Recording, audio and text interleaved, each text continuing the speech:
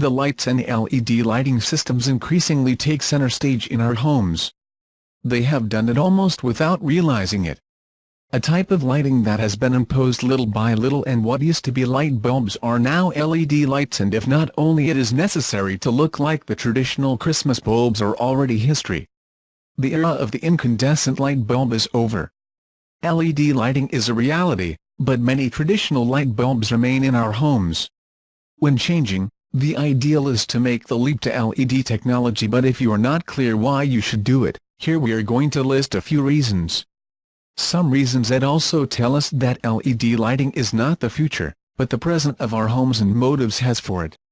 The acronyms LED come from Light Emitting Diode, semiconductor diode that emits light when being crossed by an electrical current, and to convince you we are going to enumerate the amount of advantages that offer at the time of valuing its use. First, LED luminaires are safer than traditional light bulbs. The main reason is that they do not present a risk of outbursts due to not heating up. The traditional, by their way of working, reach much higher temperatures. In addition, and as a value no less important, pollute less, because they lack elements such as mercury or tungsten. In addition, the use of LED lights reduces CO2 emissions by 80%, helping to improve the health of our environment.